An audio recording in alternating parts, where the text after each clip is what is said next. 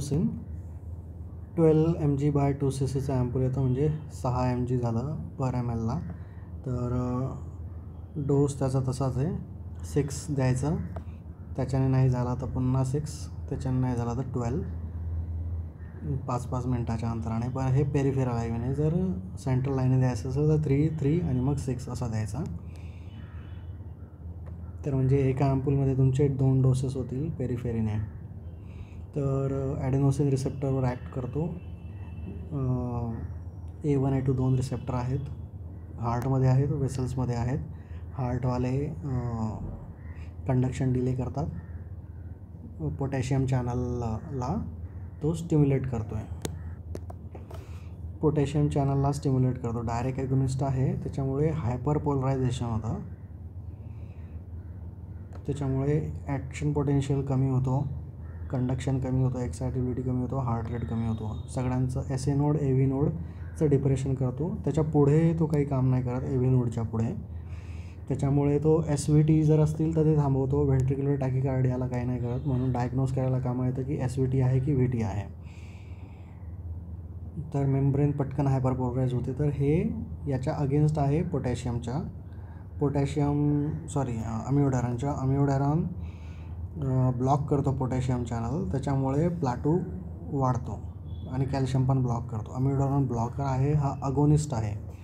Membrane हायपरपोलराइज होते, त्याच्यामुळे SA node AV नोडचं depression होतं, कंडक्शन स्लो होतं, हार्ट रेट कमी होतो. 10 ते 20 सेकंदात ॲक्ट होतो आणि 10 सेकंदातच तो संपून जातो. म्हणून फ्लश द्यावा लागतो, लगेचच देऊन पोहोचायला हवं म्हणून. तर याचे रिसेप्टर्स याच्यावर पण आहेत, ब्लड वेसल्सवर व्हॅझोडायलेट करतो, त्याच्यामुळे रिफ्लेक्स टॅकी होऊ शकतो. जर इन्फ्युजन लावलं तर 10 सेकंदात काही होणार नाही आहे, त्याच्यामुळे नाही होत. आणि क्लिनिकली तो त्याचा इफेक्ट नाही आहे तसा की हार्ट रेट कमी झाल्यामुळे BP कमी होईल आणि मग कॅरोटिडने ॲक्ट होऊन पुन्हा टॅकी आणि हायपरटेन्शन होईल. तर तो हार्ट रेट कमी होतो, BP कमी होतो, अँटी अरिथमिया होतो. जर प्रोलॉंग दिलं तर व्हॅझोडायलेट आणि ट्रान्झिएंट चेस्ट पेन करतो. तर हे पेशंटला सांगून ठेवावं लागतं की फ्लशिंग आणि चेस्ट पेन होऊ शकतं म्हणून. आणि या व्हॅझोडायलेटरी प्रॉपर्टीमुळेच तो आपण कार्डिॲक स्ट्रेस टेस्टिंगमध्ये वापरतो, जिथे आपल्याला व्हॅझोडायलेशन हवं आहे. व्हॅझोडायलेट करतो, त्याच्यामुळे PVR कमी होतो, ब्रॉन्कोस्पाझम होण्याचा चान्स आहे, तर अस्थमॅटिक्समध्ये अवॉइड करायचं आहे.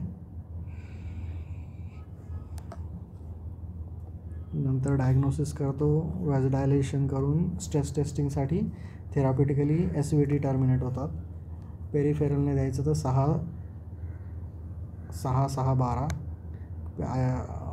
सेंट्रल लाईनने 3-3-6 व्हॅझोडायलेशन करतो. परंतु हे सर्व गोष्टी सगळ्या टेम्पररी आहेत. मेनली त्याचा इथेच काम आहे SVTला. जर असेसरी पाथवे असतील तर मग थोडं कोशन आहे, कारण की त्याच्याने ॲबरंट पाथवेज ॲक्टिवेट होतील आणि ॲरिथमियाज होतील म्हणून.